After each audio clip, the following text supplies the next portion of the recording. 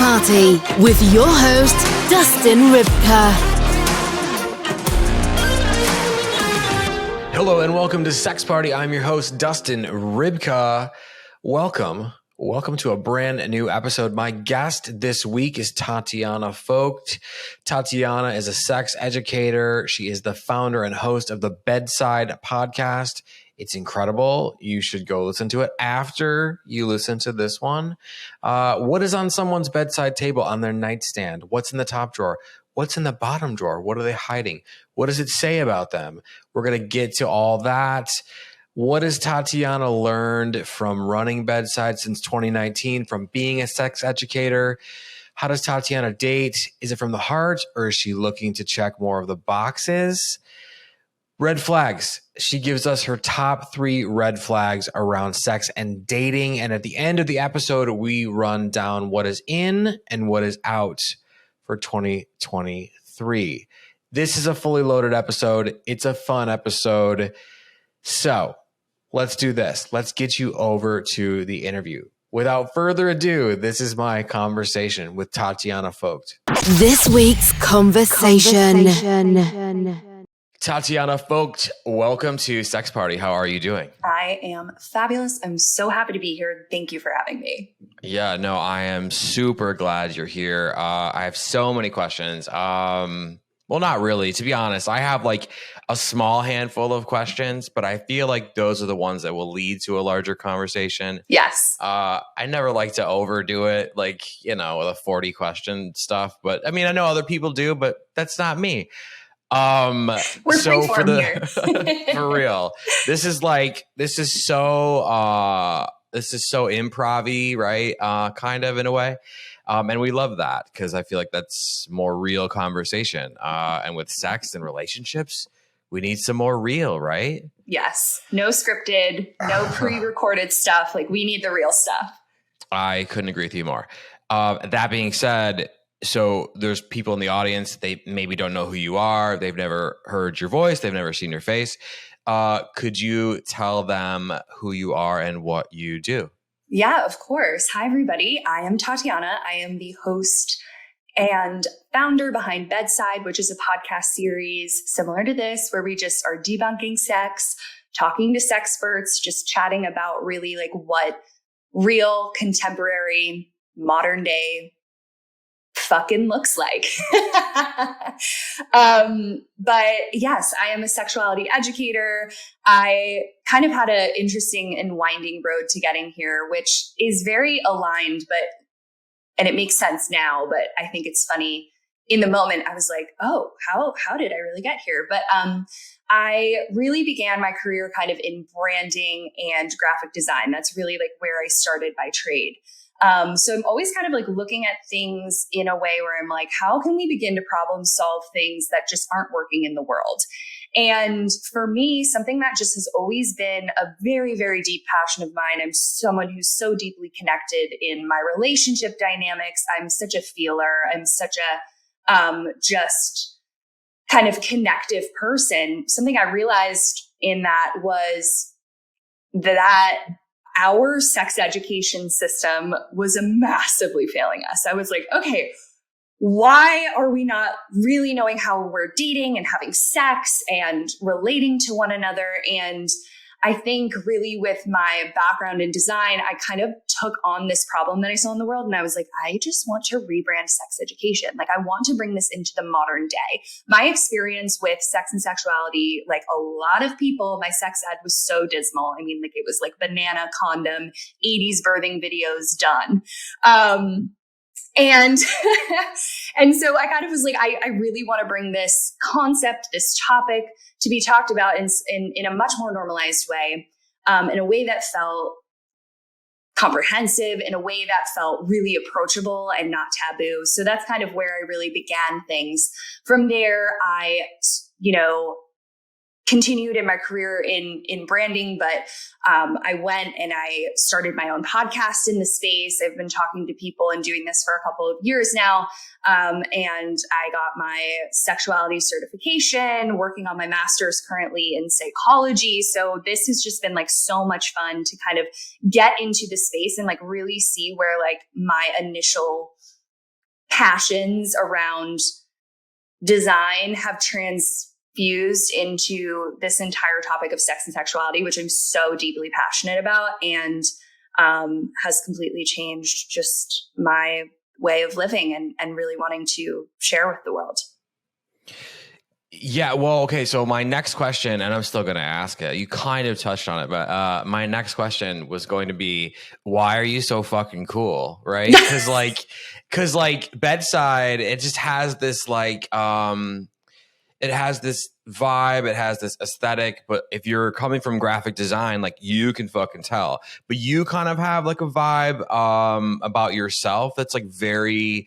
You're someone that I immediately wanted on the show because I felt like I wanted to really know more about Bedside, but also like about the person, the brains behind it, because I felt like I wanted to hang out with you. I felt like I wanted to like have drinks with you, and I wanted to like learn. And that was like such a cool thing with a podcast because, you know, we are hanging out like with each other, but we're also like hanging out with everybody who's listening and watching and shit. And like, you know, Sex Party, like my show, that's something that I strive for, is to be like, this is a fucking, I hope you're like, you got your vodka soda, right? The official drink of Sex Party, whatever.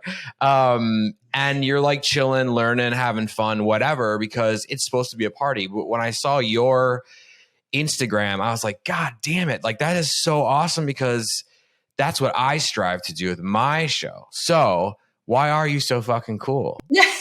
You're so kind. I'm taking that compliment in. Thank you so much.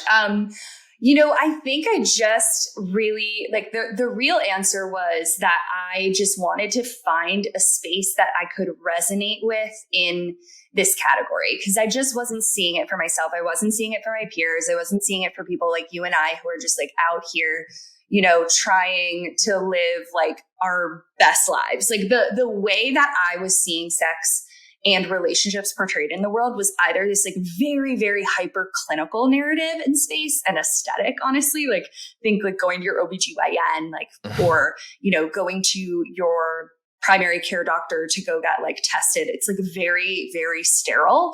And then this other like way that media pushes sex, which is like Playboy, porn, like triple X, like, don't look at this, but like, look at it because I'm kind of curious. And I was like, whoa, like, where am I? Like, and where are you in this equation that is not either of those like answers?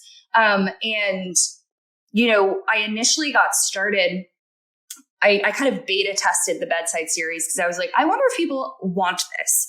And so it was in one of my first jobs living in New York City. They had an editorial team and I was not a part of it, but I was friends with all of them. And I was like, hey guys, I have this idea. I really want to talk with people. I want to sit with New Yorkers at their bedside tables and I want to ask them about their dating and relationships. And I want to ask them, you know, how they're keeping it spicy. And I want to ask them like, you know, how they're in communication with their partners or how they're dating, like, what is it really like? And so I just threw myself into people's bedrooms, which is so wild to like sit, you know, it's different when you're like meeting someone for dinner or drinks, but when you're sitting on their bed next to their bedside table, asking them about their like routines, their deepest and darkest like secrets, or, you know, things that they've been deeply shameful about their entire lives. Like it was insane to do that with people. And so I would say that's kind of where I really just got passionate about like going to that next level. And I think in general, I've always been just like deeply curious. I'm not that person who's going to small talk with people. Like I'm a big talk girl. Like I want to go there. So yeah, that's kind of where I feel like the aesthetic of it came from, where I was like, let's modernize this. Yeah, no, it's amazing. And like the design is like fucking on point. And obviously now we know why. But that really does, it really does like draw you in, you know? And I mean, the bedside table, right? The nightstand, like, does it get more intimate than that? Like that's where all the sex toys are. That's where the condoms are. The chocolate covered peanuts are in there somewhere, maybe. Right. And so like, that's where all your fun dirt is. That's where all your like dirt is, all of the things. Yes.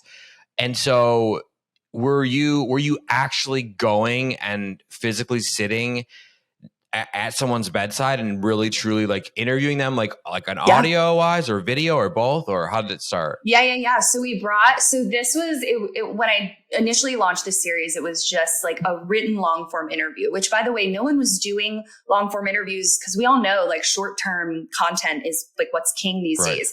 But my team came back and was like, Tatiana, like people are reading your articles for 15 minutes straight. Like your engagement is the top performing right now on our entire website. And I was like, I can't believe it. But like people care so much that they'll dedicate time to like sit and actually read these interviews. But yes, I'd go in, I'd bring my audio, I'd bring a camera guy. And we would like also another thing we did was we kind of editorialized it. Like I'd be like, okay, like sit right next to your bedside table. Like I'm taking a amazing picture of you. Like we're also photographing the inner workings of your bedside. Cause I love that you brought up kind of like the importance of a nightstand having like your dirt in it too. Like, you know, I think people think I always love the like TikTok trend lately of people going to people's, bathroom cabinets during like a one night stand and being like, what's in there?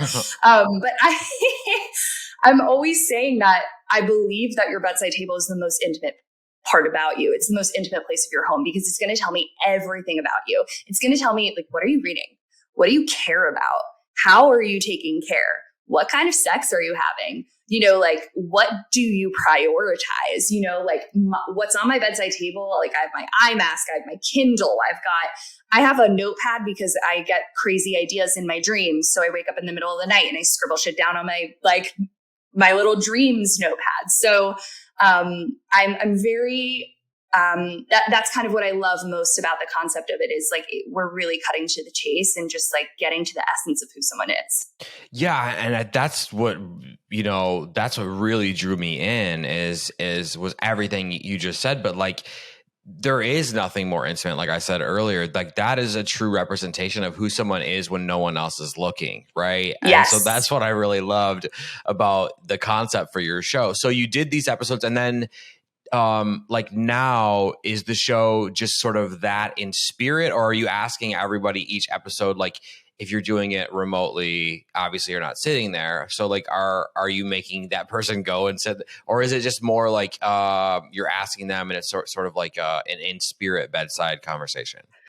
I would say like the show has transitioned. Like I'm less, of course, like with the state of how the world shifted so much. Most of my interviews are now remote, and I actually see the blessing of that because I'm really able to reach more than just like New Yorkers at the time when I was living in New York. I'm now in LA, but I would say that the spirit is still fully there. And I mean, I ask everybody, my last question on hands down on every show is what's currently hanging out on your bedside table? Cause I think it's so fun. And I get the wildest answers. I'm like, I get some good ideas too. Some woman I spoke to was like, oh yeah, I have this like charger contraption that like permanently is charging all my vibrators. So like they never die. And I was like, oh, you're a fucking genius. Yeah. Everybody run with that. So it's really fun to ask that. No, yeah. What a fucking amazing concept. But like just the question itself, right? I'm like fascinated with the whole thing. And that's why I'm so stoked to have you here. So, okay. So how long have you been doing it? Like when did you start until now? Like has it been a year, 2 years? Like how long has Bedside been a thing? Bedside has been around for a moment. I launched the editorial series in 2019. So we did that for a year, and then early 2020 launched it into a podcast series. Just in time for the world to go bonkers. Yeah. Yes. And what would you say, and this is kind of a big question, but like whatever, we'll take it bite-sized part by bite-sized part. What would you say from when you started until now? Like, what are some things like that you learned that were like, what the fuck? Like, was there 2 or 3 things where you just blew your mind? I mean, there's so many things and you can probably relate to this, like being a podcaster yourself. It's so exciting to like learn from the people that you're chatting with. So I feel like I just have like accumulated this amazing wealth of knowledge from truly some of the top sexperts, which is such a privilege. I mean, some of the top sex therapists in the world have been on the show, and it's just like amazing to hear some of their insights and their musings. Gosh, I mean, so all that to say, I've learned a lot. But I think that, I mean, there's so many, you're right. This is a very large question because it's like, in terms of dating, I've learned a lot of different interesting concepts, I would say too, around kind of like how we have sex. So is there like something you're specifically curious about? Because I feel like that might be able to dictate an interesting dialogue. Yeah. And I think I'll probably ask the same question in like 3 different ways. That's why I said it's such a big question, but it's like, it's such a foundational one, right? It's because it's sort of like, there's so much there. And I think on this round, asking you this question, I'm wondering if there's something in the beginning that you thought was one way, and then maybe a couple months in, you're like, God damn, that was totally wrong on that, or this had changed my mind. Like stark realization that maybe things that you thought were not how they truly are. Yeah, I think like one of the biggest things, well, first off, like little tiny caveat here. I think that everybody had, I would say 99% of people had really abysmal sex education. So like just caveat right off the bat there. Yeah. Like I think the biggest thing I've learned is like rarely do I talk with someone who's had an amazing foundation being like, yeah, I felt really equipped for like good sex and like knowing how this worked and like how to have healthy relationships. You know, I would say like foundationally, most people don't align with that. But I would say in terms of like what I feel like has shifted for me has really been my comprehension of what I believe sexual wellness is defined as. You know, I think what I came into the show and what I came into launching Bedside was being like, yeah, so what are the products that you use? What are the tools physically, you know, tangibly that you use to give you pleasure, that like fulfill your sexual well-being? And I think since doing the show, like there's been this amazing arc, even in my own learning of being like, sexual wellness is so much more than just something you can buy. It starts from within. It starts with your well-being. It encompasses your mental health. Like that is your life force energy. And I'm always talking about like your sexuality is so much more than just sex. Like it's not just an act. It's your actual life force. It's what's charging you. It's what's making you feel alive in the world and kind of making you authentically you. So I would say like that is kind of the biggest thing that I'm always sharing and talking about, and has been a big learning curve for myself as well, right? Like thinking that, oh, sexual wellness is just like you go buy a vibrator, and it's so much deeper than that. Like I think of it almost in like a hierarchy, and where you kind of have like a pyramid that is your foundation. And the top of that is really where like vibrators and all those sexual wellness products come in. You need to get more to like, what is the foundation that's building you up to that? And I think too, where a lot of people run into issues is, you know, let's say you're having trouble with your sex life. Let's say you're not connecting with your partner like you used to. A lot of people are putting these band-aids on top, being like, okay, like maybe this will help, maybe this will help. But I always believe it really starts at that foundational level. And then when you can kind of like, once that's solid and secure, you can sprinkle in those extra assets that are going to kind of contribute, but they're not going to be like that end all be all to like an amazing sex life or an amazing relationship. Yeah, I mean, there seems to be 2 forms of sexuality in terms of like personal sexuality, right? And like you just touched on it, but I keep coming across it on the show over and over again. And like the more I think about it in my personal life, same thing. And the 2 tracks that I see are like, hey, I'm just gonna like I'm gonna rub one out, I'm gonna bust a nut, I'm gonna fucking go to bed. Oh, maybe I'll do it again. Gee, I'm horny, whatever, right? And then the other one is like, why am I'm like turned on, but it's in like it almost feels like an artistic, expressive, deep, sometimes dark kind of way. Yes. And like, it's weird because I think what I'm noticing with myself, with people on the show, is that the second one, they're both great. And they both have a time and a place and whatever. But I can remember feeling really young, like junior high, and feeling that second one and being like, understanding like why some of like the classic celebrities would take pictures that way. And they would have, it was like this, it was like art almost, right? And I think, right. you know, you get older, you have some like shitty relationships, as we all do. You know, some experiences in the back of a car and on a golf course, and you're like, all right, and then you get stressed out. Wait, quick caveat: does everybody have a golf course experience? Because like I do. I do too. Yeah. Actually, I have a couple. And I never worked at a golf course, or I'm not very good at golf. We just, that they just were happened. There. Yeah. Never had a hole in one, but you know, par for the course, man. We could just go all day. But I think the world sort of beats you down a little bit, and it kind of beats that sort of artistic sexuality out of you. So, like, if you could talk about your experiences with the two, like with the show, with yourself, like, what would you add to that conversation, and then we'll go from there. Yeah, no, I think like I'm glad you pointed out that distinction, because there isn't like there are those two parts. There's that part where you're just like, yeah, like let me just get off.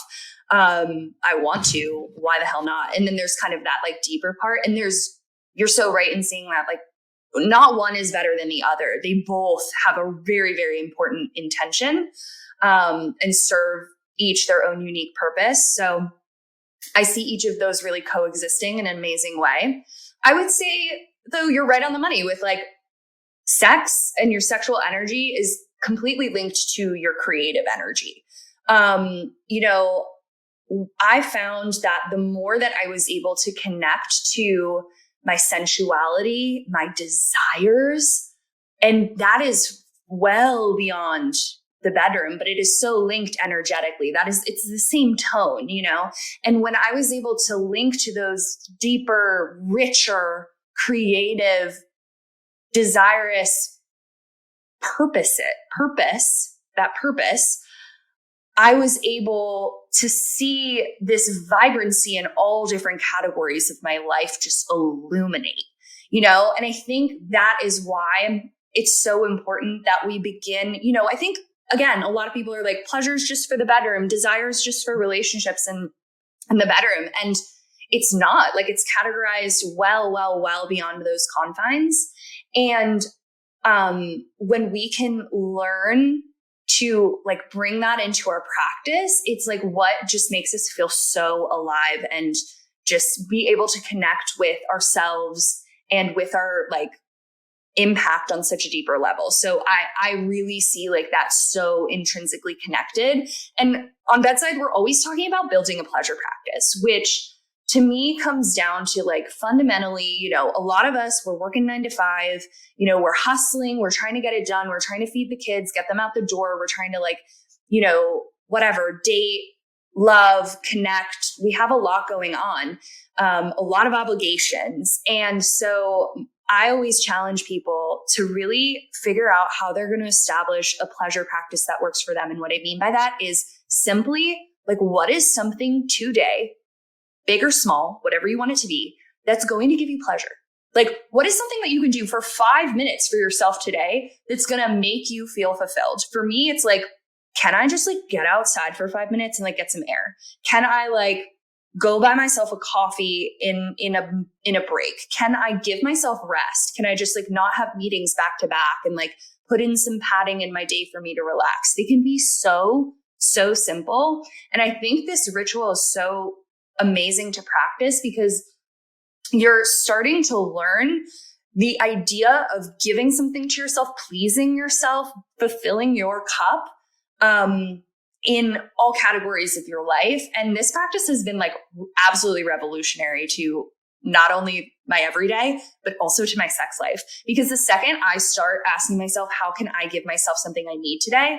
It's also allowing me to give that to other people, especially when it comes to like any sort of partnership. Like, I'm not going to be able to fulfill anybody else before I can do that for myself first. So I've just realized even by doing my own pleasure practice, I have like exponentially improved all of my relationships because of it. That's fucking amazing. Thank you for that. Cause that's exactly what I hoped that you would have something along those lines to say, to add to it, because it goes right along with what you're doing. It matches exactly up with like your work, your design, the way it looks, the way it feels. And like I said in the beginning, anybody watching or listening, go over and look at her Instagram, like, because it's so welcoming. It's so inviting. And you feel like, okay, I'm in. Whatever this is, I don't know, but I'm in. And what you said about the two different tracks, right? It is like a bedside table. Like the top drawer is like, you know, potentially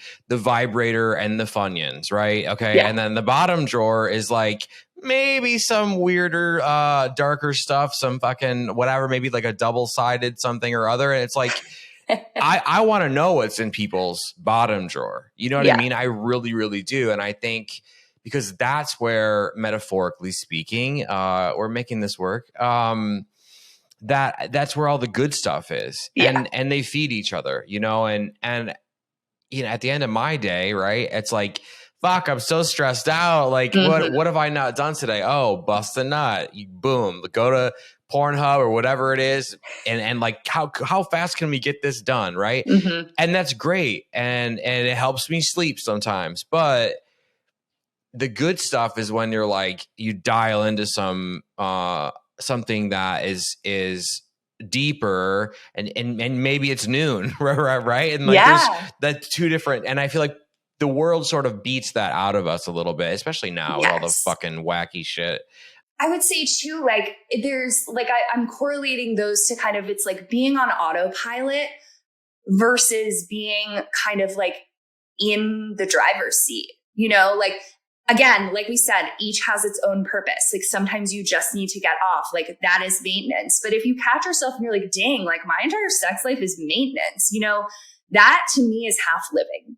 And no one wants to be feeling that way or experiencing that. I think the second that you put yourself more in the driver's seat is when you begin to fulfill that more. And another thing too is just like, I love this concept of play. I've been like so into this lately, being like, how can I just like play? Like, I just want to have some fun. I want to, you know, like enjoy my life a little bit. I want to, like, I grew up, and I honestly correlate. My mom's a badass. And she always said on the weekends, and she still says this to this day, she says it to like my dad. She's like, let's play. What are we going to do? Like, let's go play. And like, that is like, I'm realizing just a philosophy I've always, you know, I was lucky to have that ingrained in me. But I think that's what like builds a lot of room for kind of that exploration and just being like, let's see where the day takes us. Let's see where this takes us. And it's that richness over that like autopilot. Yeah. And like what you're saying, not only with sex, right? It also works in dating, because we're starting to come up against this way of dating on this show on Sex Party a lot now. And it's, again, we have the two tracks. One is like, I need to find a husband. I need to find a wife. Now. They have to have a 401k, have to have a big penis. They have to like all the things, right? Yeah. And then the other side that I'm seeing a lot more, which I love and I'm super fascinated by, is like, I'm just going to go on a date. And like, if the dude like sucks at the one thing, like, oh, well, like maybe I'll learn something. I'm going for the experience. Great sex, great connection. If I get it, good. If I don't, whatever, on to the next. And like, that is so cool to me. And that, like, again, there's nothing wrong with either, and both have a purpose and a place.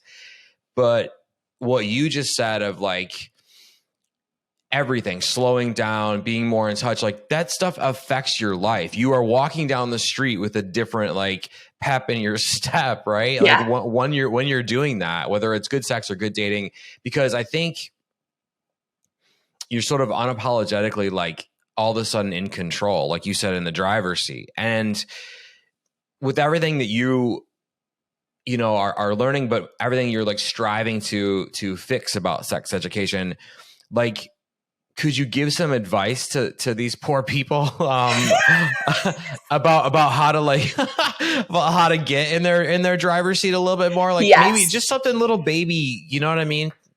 Yes. No, great. And no one's poor people. I think it's just I mean, I feel like people are hurting out here and they just need all the help. And I'm with them. So me too. I mean, like, especially like, I know everyone shudders. Like, I hate bringing up the pandemic because I'm so over it, but like we went through some fucking shit, and it's just like, let's come out the other side. And I feel like this year, like, really is feeling like that. And like, I think everybody needs that little like elbow nudge of like, no, like, let's get back to it.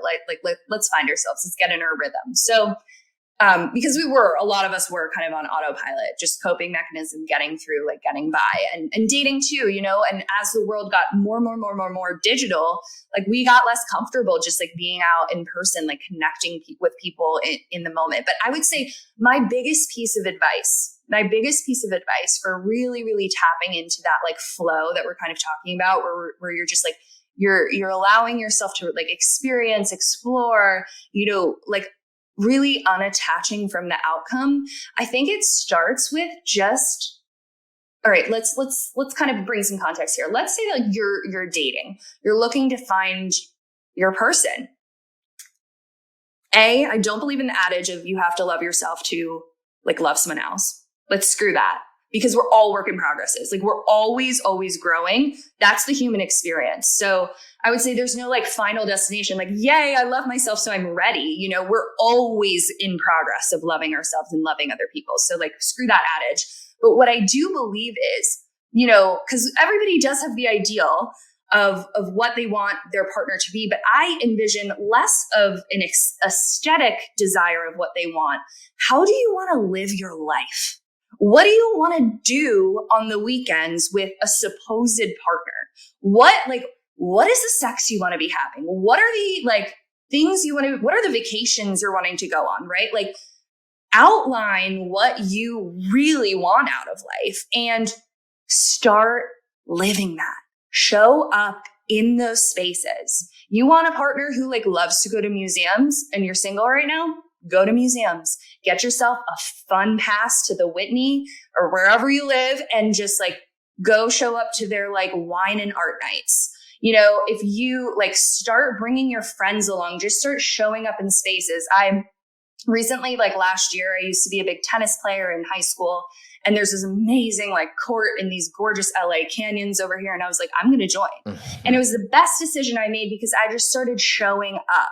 I currently am dating someone, but I always say to my tennis friends, I'm like, if I was single, like, this is where I feel like I'd beat somebody. Like we're like, we have the same values. Like we like to play. We like to get outside. Like, so start walking your talk. Stop waiting and putting your life on hold until someone comes in, and then you can start doing that. So that's kind of my 2 cents of like really how we can begin like living in our true authenticity. Yeah, like take the stuff out of the bottom drawer, put it in the top drawer, right? Like, come on. Like, this is like, we only get one fucking shot at this shit. And so I'm so with you. And also too, like if you're at the tennis courts, like usually where there's a tennis court, there is a golf course somewhere nearby. So, right. There is. That's a little plus too. But you know, you can go have a little quickie in the golf course, like whatever you want. Yeah. We'll make it work. Yeah. You could yell 4 from the tennis court and head over to the golf course. Yeah. Yep.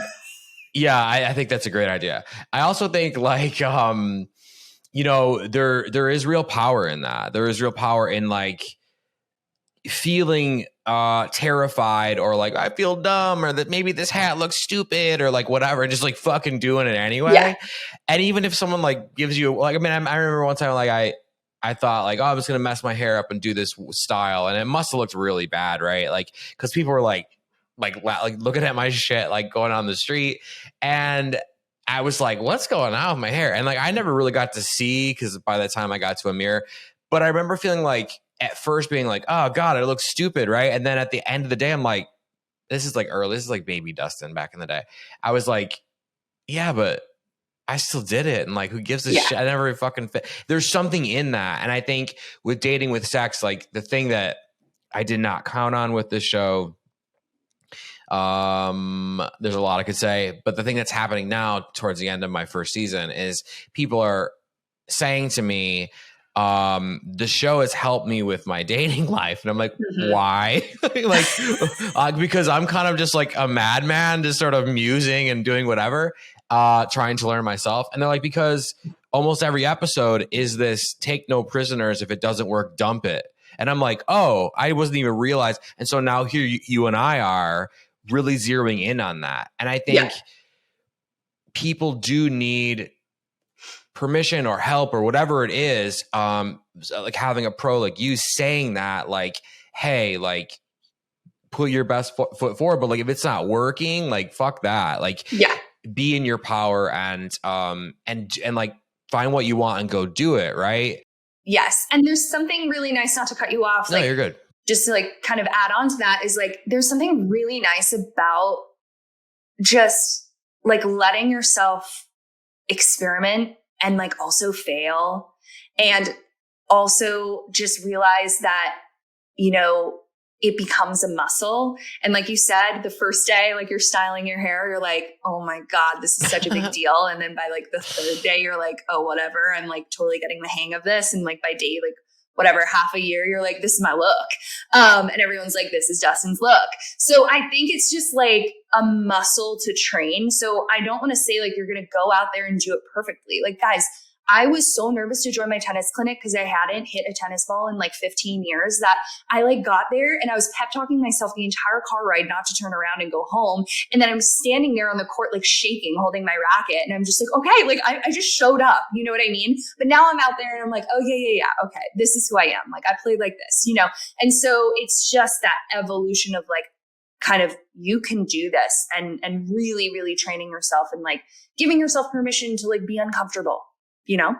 Yeah. I mean, and that's like the thing with like even anxiety around dating, around sex is it's like, I think everything I've learned with my own personal experience, then obviously around the show, it's like, you can't run from the way to beat it is not to beat it. It's just to accept it and be like, I might have sex with this person and I might suck and it might suck. And that thing that I'm worried about might just fucking happen. And what's crazy is the second you're like, okay, and you accept that, and it fucking takes practice, takes a lifetime of practice. But like the second that you start doing that, the less power that has. And eventually it's like, it doesn't even show up to bother you anymore. Cause you're like, all right, so what? Like I tried this weird move and they laughed at me and it's like, I don't give a fuck them. Like whatever. Right. Or whatever your thing is. I think, you know, dating, I get sort of like, people kind of get mad at me because I'm sort of an anti-dater, right? A bit. Like I'm in a relationship now. It's lovely, all the things. But before that, I was like, it just seems so messy. And like, I'm a mess. So why would I want to go find another mess and then mix mess, you know? But I think the anxiety with dating, it's more like of a process of anxiety. The first date, the second date, the third date, what are they thinking? All these things. And I think that's tougher than sexual anxiety. I don't know. Yeah. They're kind of each different. Like I understand. So first, like sexual anxiety is such an interesting thing because I think we have this annoying expectation and kind of like societal messaging that it's like bodies should come together and immediately like figure one another out and like know what's happening. It's like, are you kidding me? Like think of the first time you had sex. You're like, what am I doing? What's going on? And so I know even if you're like a seasoned dater and lover, anytime you're meeting somebody new, like you're learning how their body works. They're learning how yours works. Like I can't tell you how many times, like, I'm sure you can relate to this. Like you go on a date with someone and like you have a first kiss and you're like, that didn't work that well. But then you're both like, okay, let's like wait a second. And like you give it another shot and you're like, wait, that was amazing. Okay. We just had to like figure out our cadence. Like, you know, like what's our like connection here? Like how are we going to literally physically connect together? So I want to say that like, just drop the expectation, especially if it's like on a first date or you get a bad kiss or like the sex wasn't as great as you thought. Like give it another chance. Like that is not the end all be all. But yeah, no, I mean, in a way to answer your question, like dating can sometimes maybe feel a little bit more complex in that scenario because it's more heady. Like you're less in the physical, like you're more just like, I think if you're someone who's prone to like being anxious or like questioning your dating experience, like you could easily get stuck there. So, I would say that like, it's more about, I always like going in, and I've been with my partner for a minute here. So I've kind of been out of the dating world for a second in like being physically on the ground. But I remember when I was dating, I was like, I'm just really curious to know who this person is. And, and if anything, like maybe we're not like an intimate connection, but like maybe you're just like a cool industry friend I met, or like maybe you're somebody who I can connect with someone else. So I'm all about viewing it in the world of connections, because to me, there's nothing more important in our life than like our relationships and being able to mirror and share like moments with people. Like that is truly what life's all about. So I kind of like going in with the reframe of just being like, can I have a good connection with someone? I don't know what the next 12 steps are. I don't know what's to come from this, but like, let's see what it is. And if it's a miss, it's a miss. Like no harm, no foul. I'm big believer in just kind of open communication and also not being hesitant. Let's say you really liked the date. Like, don't be hesitant to just like text that person after and be like, I had a great time, And I think just exercising, just being like this open vessel of like communicating your truth. And if you didn't, just be like, hey, loved seeing you. I'm not sure I felt a connection, but like I had a really fun time with you, and I wish you luck. Like, have a good one. So I think just like being an open book and really viewing dating as connecting with people and yeah, just having a really great exploratory experience. Yeah, I mean, I love that shit so much. And you said going into it with or with less of an expectation, right? So does this mean, because there's a whole fucking thing in the dating world that's happening right now, and you're the perfect person to ask, and we've arrived here. So there's this whole thing where this professor, I'm sure you saw it at some point in the last 3 months, 6 months, I think it was Scott Galloway. He said that 80% of the women are dating 20% of the men, leaving 80% of the men like with nobody to date. And like everybody has a different opinion on it. Like all the women are only going after a small percentage of like the hot, successful dudes, right? And like now there's a dating crisis with men. I have my personal feelings on it. I'm kind of like, fuck you. Like, I don't know. I feel like, and I'm a man, and like men traditionally have kind of acted shitty these last couple thousand years. So like, what? So like, I don't know, maybe make yourself a high value man. I don't know, whatever. Right. Leaving all that aside, there seems to be this idea. He is kind of suggesting, I did have one other dating expert on the show, that maybe people start to lower their expectations and maybe meet in the middle. And I kind of am wondering what your feelings are on that, because we are here, we have talked about dating and anxiety and all the pieces. And so now this is the full sort of, what do we do about this? Right. Yeah, it's interesting. I actually have never heard of this study. So I'm like so intrigued to go like get these stats and really like read into this, because I'm very fascinated. I am hooked. But I would say it kind of comes down to, I agree with you. I'm just like, well, yeah, why can't you just like make yourself a good individual? But I think too, like there's also this failure of like, we can go like really, really like deep here. Let's do it. I think a way, and I'm going to speak heteronormatively here. A lot of the way that women were conditioned were like to look at these like Disney princess movies and be like tall, dark, and handsome. And like, this is what I want. And like, this is what it should be. And it should be like this exact way. Da, da, da, da, da. And I think like that is one type of like human being. Right. But I think like we all have been like programmed and like brainwashed into thinking like this is what it should look like.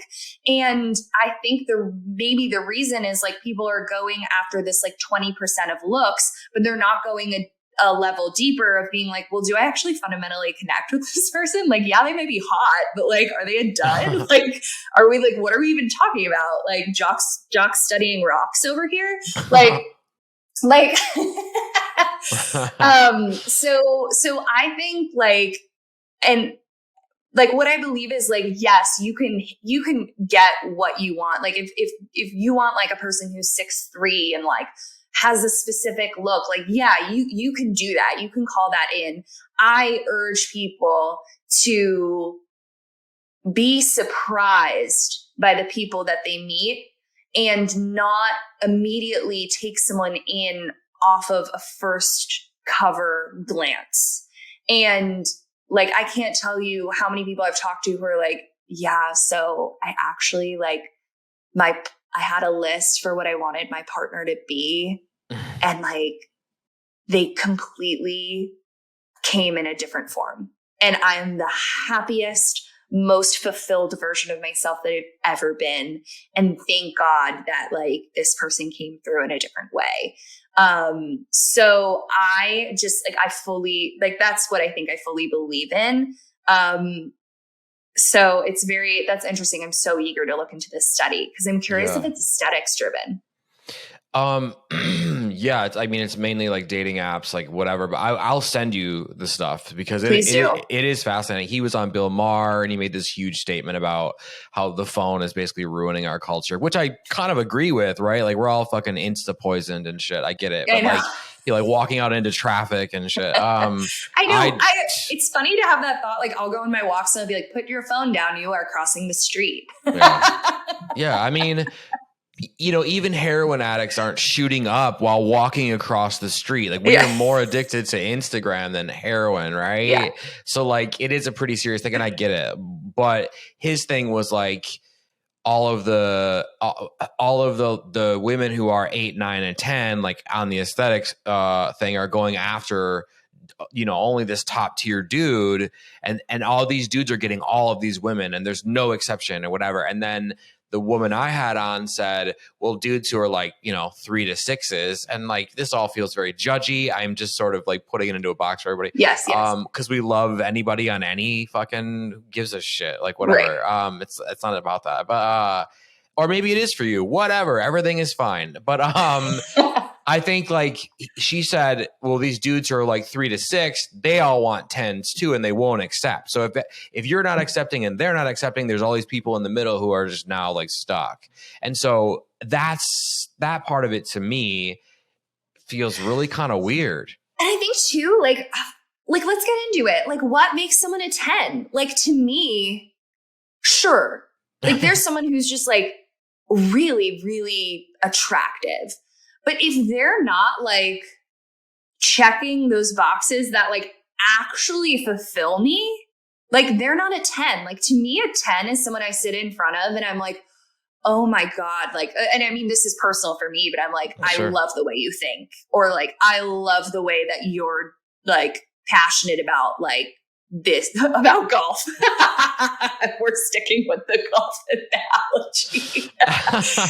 Whatever it is, right? Like and so I think that is what brings like someone to a 10 to me. It's not an aesthetics thing. It is like, and I literally, guys, I think people are more attractive based off of their personality. Like you, like maybe you're like, I hate talking in numbers, but for the sake of this. Yeah, like, we sound like dicks, but we fine. sound like assholes. We're not, I promise. But like, let's say like someone's like pretty average. Like to me, they like are blown out of the ballpark by their personality and what they bring to the table, you know?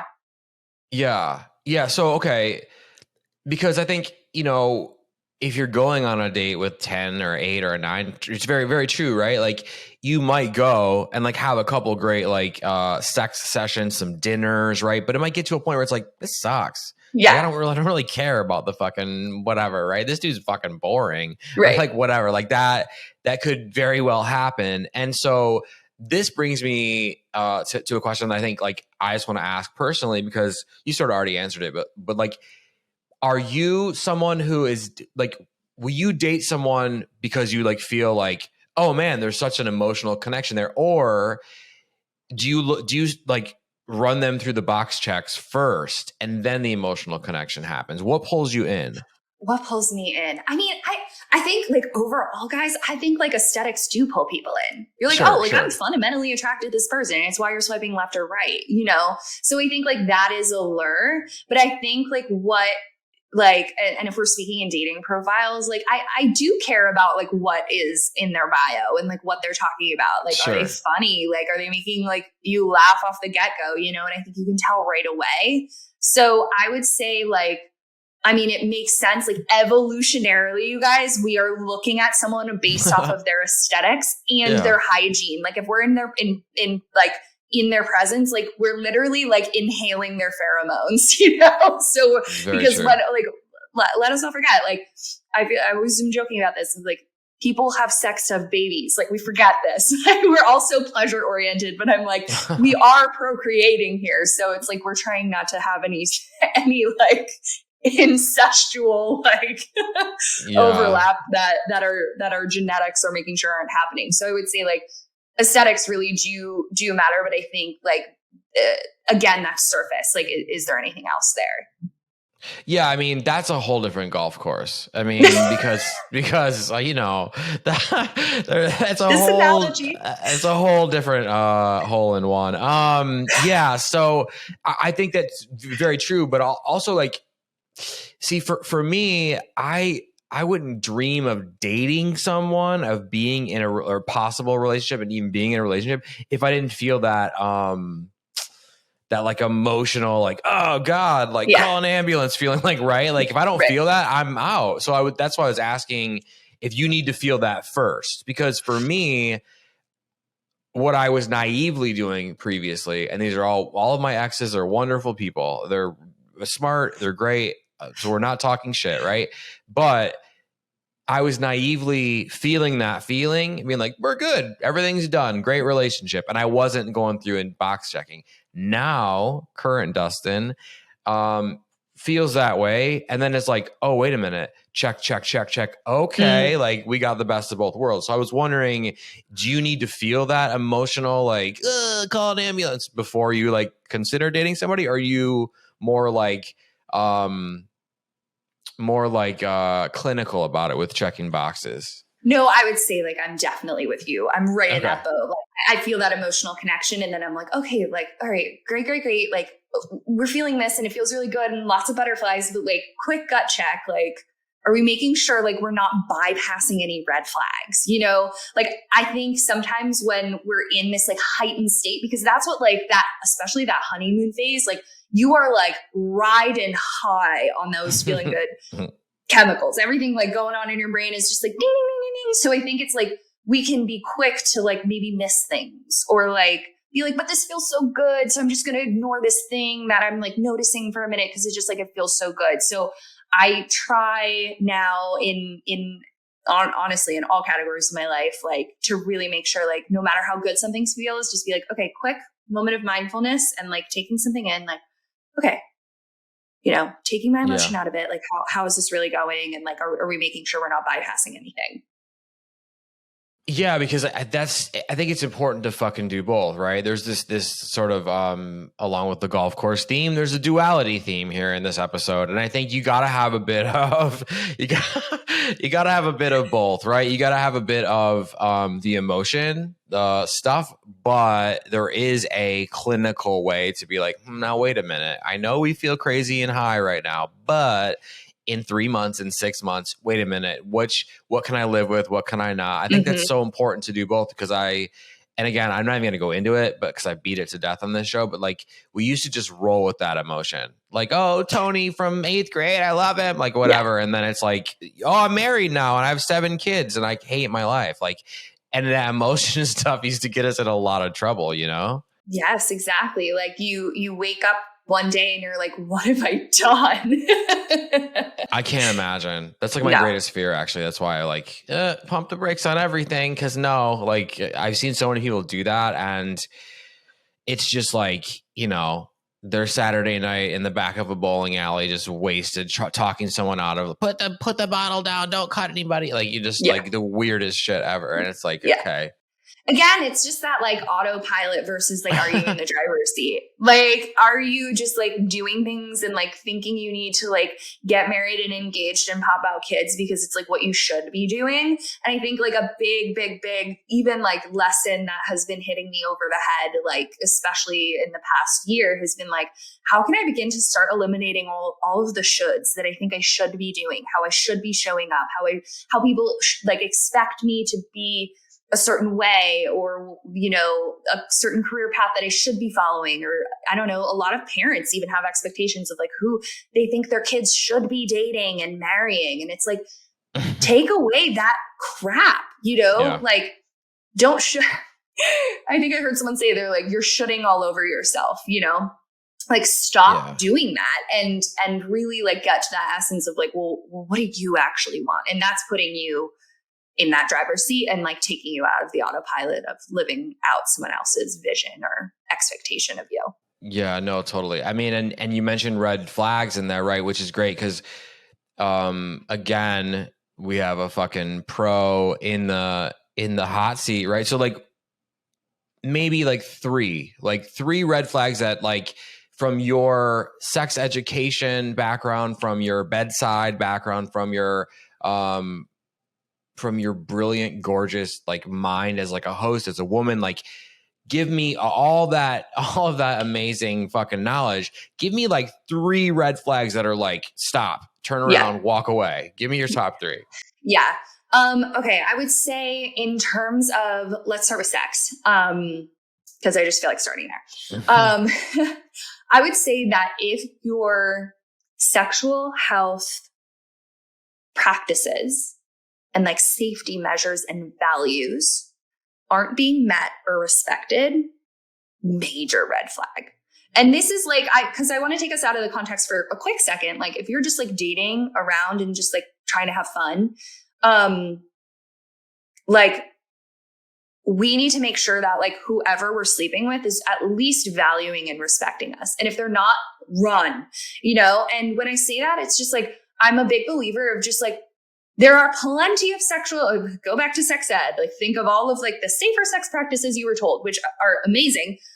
Pick what works for you. You know, that is defined by you. You know, for me, I was like, I want to make sure that I'm using a condom if I'm sleeping with any like guys. I want to make sure that like I am, you know, on birth control or whatever it is, like making sure someone got tested because you want to make sure that like that makes you feel good about going into a situation. So just knowing what your values are and making sure they aren't compromised. Like I mean, somebody told me some horrific story and they were just like, yeah, so I was at a bar. I met this guy. We ended up going back to his house. We started having sex. I told him I want to use a condom. He kept being like, when? I don't want to use it. It doesn't feel good. And she goes, apparently, like we were really drunk. And she goes, apparently, like I found out he just like took it off like while we were having sex, but I was too drunk to realize that. And I was like sitting in a car with another friend and I was like, we don't want to tell you right now that was like maybe a sexual assault style situation, but like that's what it was.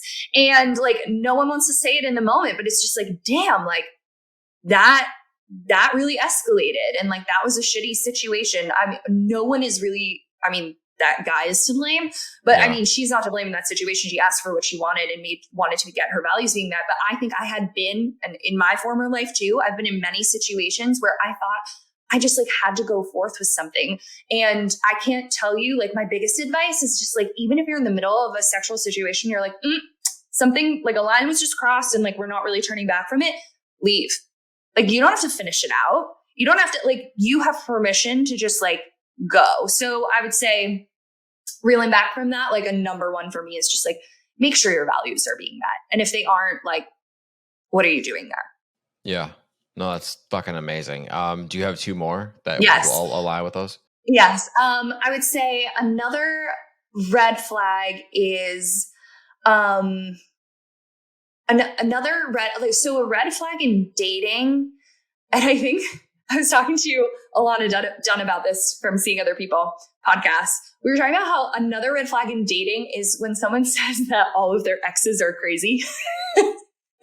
Big red flag. Huge.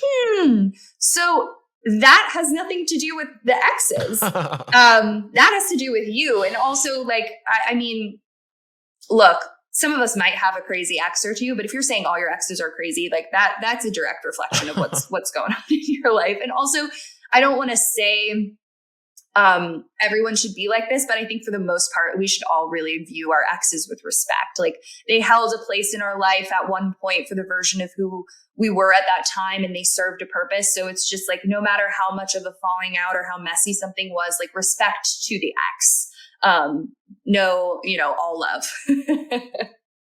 Yeah, that's huge. I think, I mean, you were with this person, right? Like, come on, what the fuck, guys? Yeah. And they were part of your growth. And if anything, like I love looking at relationships as like either like you guys are graduating together, or I like to look at it kind of in the analogy of like school, you're either graduating to that next grade together or like you're not. And that's okay. And, we don't have to graduate with everybody all the time. I look at this in the same light of friendships as well. Like, God, friendship breakups, like moving on from friendships, no matter how long they've been, like that's also allowed. Like you're allowed to grow apart from people. So, yeah, that's another one of my red flags. It's just like no crazy exes. Yeah. Yeah. Serial crazy exes. And your final dripping blood red flag would be?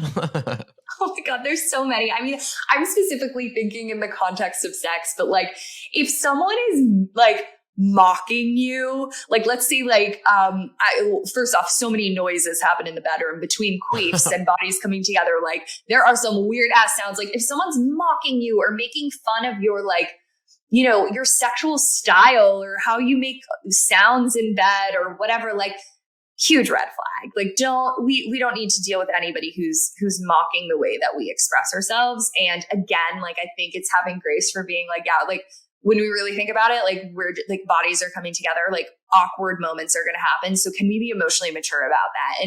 And I think that tells me a lot about who somebody is. Like, do you have any ounce of emotional maturity? Because that, is pretty much a prerequisite for a lot of people.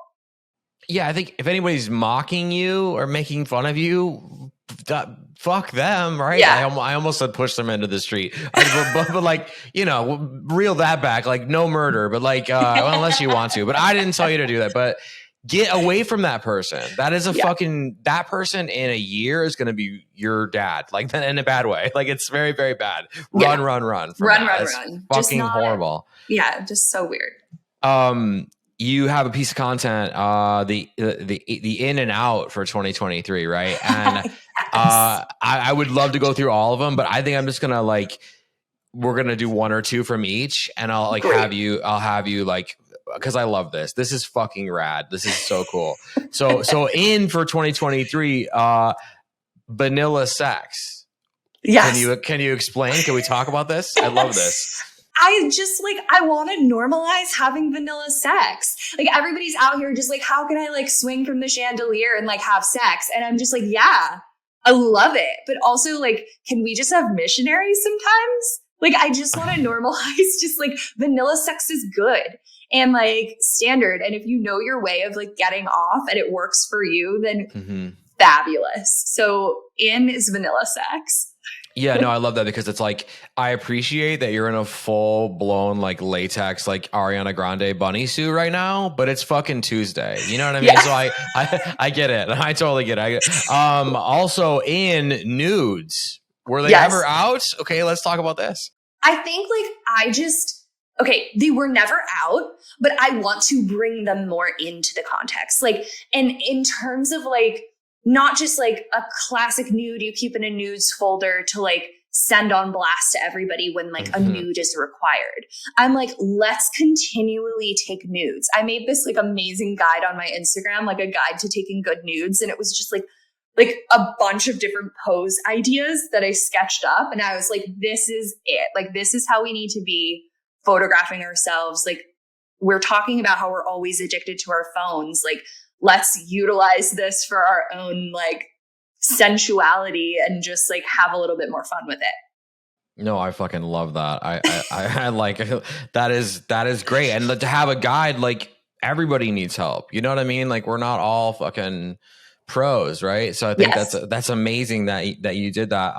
This is the last one for the slow burns. What is a slow burn? I love a good slow burn, but I love slow burns. I just think good things take time. And I'm so over, like, in general, just like the rush of everything, like in all facets. I find myself like I'm continually trying to like rush through things, get things done, achieve certain goals. And I just am such a fan of like slowing down, especially when it comes to dating. Like, slow down the way you date. Like, what is the rush? And like really, really just like ease into things. So I'm such a fan of slow burns. I also think like sometimes too, obviously, again, having a lovely quickie is amazing, but like slow sex, like let's go for it. Like, let's like really, really just make this an entire experience. So I like that because I think it brings in a component of mindfulness into, wherever you're at.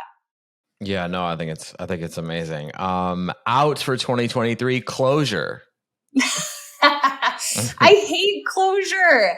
I hate that like we dangle this carrot over ourselves because I think like it's kind of our own doing where we're like, I need closure to move on from this. Like, I think just like normalize not always having closure. If you have the opportunity for closure and it feels aligned and it's working, great. Like, close something out. But sometimes there isn't, like, you don't have that opportunity.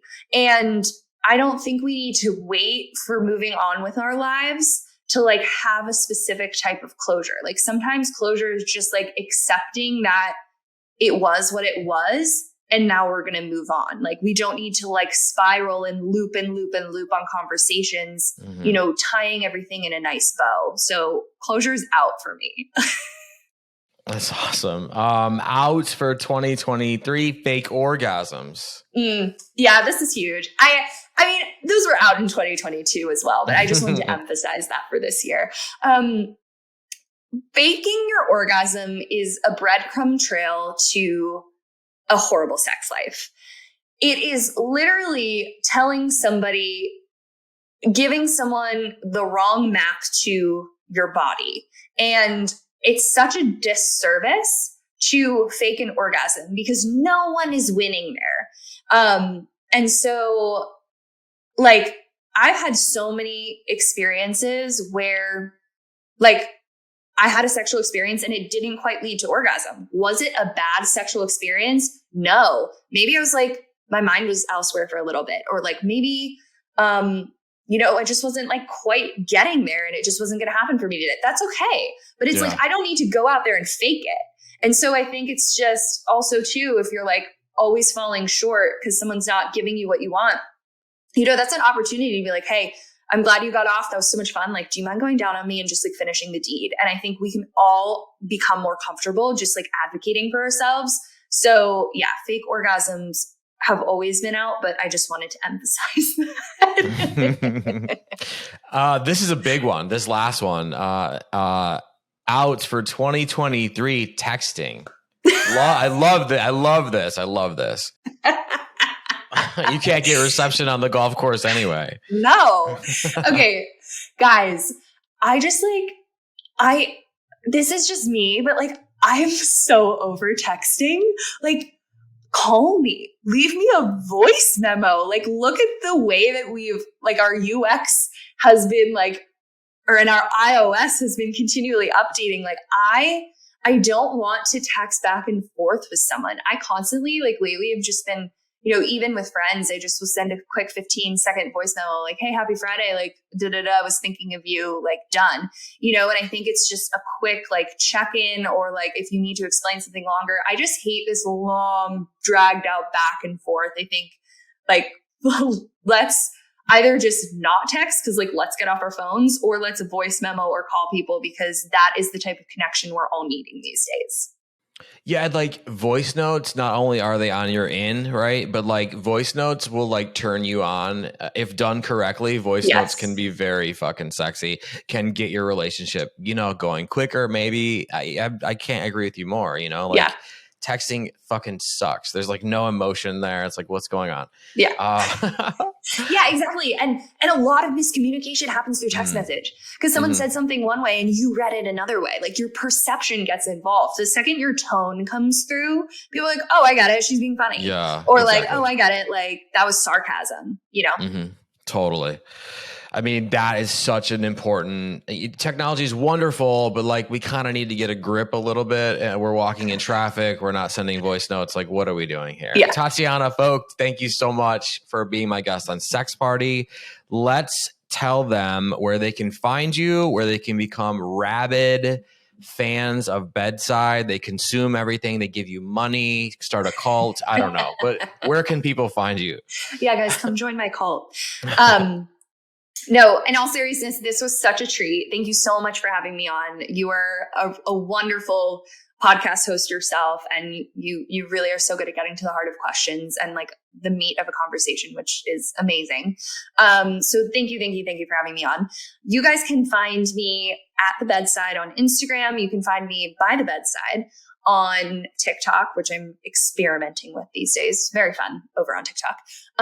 You can join our newsletter over at thebedside.co. A lot of really fun stuff, guys, is happening over on the podcast and in the bedside world. I'm actually, and this is a kind of an exclusive little bite, I'm actually working on launching a sexual wellness line company, if you will.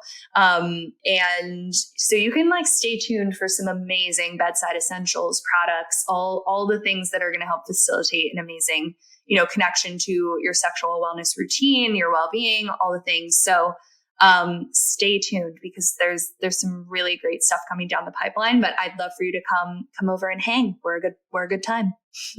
No, I loved having you on the show. Thank you for all the compliments. I will take those. I will hold on to those. I will keep them. Means a lot. I would love to have you back. So, Anytime. Whenever. Yeah, no, I'd love to. We will talk to you soon. I had such a blast. All right. Bye everyone. Such a blast. Huge thank you to my guest, Tatiana Fogt, for being with me on the show this week.